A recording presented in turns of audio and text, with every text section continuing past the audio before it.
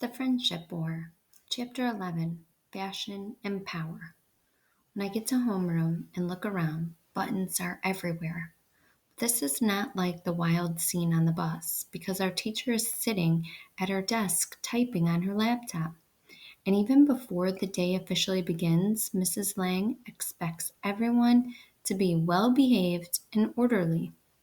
Still, there are several pockets of intense activity. And who's in the middle of the action? Ellie.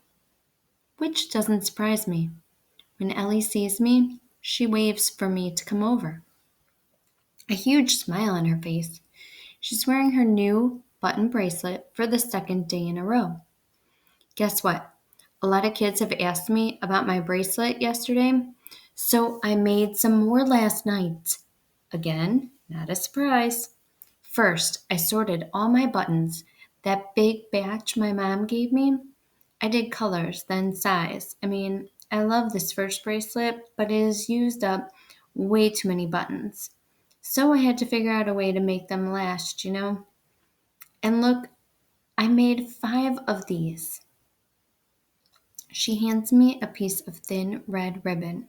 It's about half an inch wide and about 6 inches long. And it's made of cloth, like a hair ribbon. 8 small white buttons are sewn onto it, spaced evenly along the length. At one end of the ribbon, there's a short loop of heavy white thread. You put it on this way, see? Ellie wraps the ribbon around my wrist and then fastens it by putting the last button on one end through the white loop on the other. And now I'm wearing a red ribbon button bracelet. Ellie's sewing isn't going to win any prizes, but this bracelet, it's sweet and simple and very cute. And she helps me take it off my wrist. She keeps talking. So I decided that my goal for today is to trade my bracelets for as many really big buttons as I can get. And so far, I've got these 7 with 3 bracelets still left to trade. Pretty good, huh? She holds out her hand and shows me 7 gorgeous buttons, each about the size of the green ones I got on the bus. 3 of them are made from some kind of pale blue seashell. One is bright orange plastic. 2 are speckled like a brownish bird's egg. And the last button looks like it's made of pale yellow glass with bubbles in it, but it's plastic. So Ellie's plan? It's working really, really well. But she's not the only one with ideas because this morning, buttons are the new fashion accessory. Following Ellie's lead, 5 other girls have some kind of button bracelet.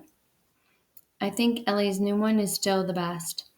3 girls have a fancy button or 2 strung onto a cord or a chain and worn as a necklace. 1 girl has sewn a bright yellow button onto each belt loop of her jeans. And Taylor, she's got 1 little blue button on each of her white sneakers sewn onto the laces somehow and centered about halfway up. It's an interesting look. In the back corner, 4 boys have these strange bunches of buttons hanging from their belts. But I wouldn't call this fashion, more like advertising. And it's working because I walk right over for a closer look. Hey Cody, can I check out that bunch of black buttons? And I point at a group on his left hip. Sure. He has to pull off 3 other bunches of buttons to get at the one I asked about, which is when I see what's holding them all in place. One of those extra big paper clips bent into sort of an S shape. Clever. I do a quick count, and there are 10 buttons in his bunch, and in the other bunches too. And instead of stringing each bunch together with thread, Cody used a piece of thin wire. How come you put 10 buttons in each bunch? The wire is from those twist ties that come on bread and stuff. And 10 is about all the buttons you can fit and still have room to twist the wire shut into a loop. So who got the idea to use the twist ties and the big paper clips? I don't know, all the guys are doing it. It just happened. Of course, that's not true. Nothing just happens. But it might already be too late to figure out who did the twisty clip thing first. Because it's not like I'm studying some precise experiment in a tiny science lab. This button phenomenon has turned into a giant, sloppy, uncontrollable creature that's galloping through the school. I hand Cody his button bunch, and he clips it back onto a belt loop and walks over to talk with Kevin and Noah. Altogether, these guys have at least 15 button clumps hanging at their waists. As I watch, they pull some off and begin comparing and arguing. I've got 8 minutes before the bell, and I sit down at my desk and open a notebook. I need to record some of my observations while they're still fresh in my mind. But out of the corner of my eye, I see Brooke come bursting into the room, and she makes a beeline for Ellie, and then holds out her hand. So I drop my pencil and hurry over. Brooke has a beautiful button. It might be the prettiest one I've ever seen. The plastic is sort of a soft, creamy, yellowish color, and it's about an inch and a half in diameter. Big, but not too big. There are no holes through the button, just one small metal loop on the back. And the best part?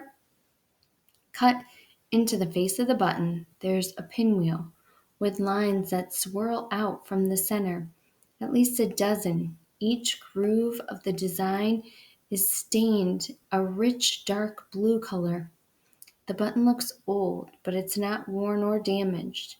The size, the smooth, rounded face, the pinwheel design, the strong contrast of the creamy white with the deep blue lines, it's the kind of button that makes you say, I want it. And I know that is exactly what Ellie is thinking, even though she's trying not to show it. Brooke is supposed to believe Ellie gets to decide what happens next. Because that's how it usually is. Ellie's the boss. Except, who owns that beautiful button? Brooke. So for the moment, she's in charge, even if she doesn't know it. In a weird kind of way, with that particular button in her hand, Brooke might be the most powerful kid in the room. In fact, that pretty pinwheel button might be more powerful than science itself, even more powerful than common sense. Because at this very moment, I can't help it. I feel like I have to have that button.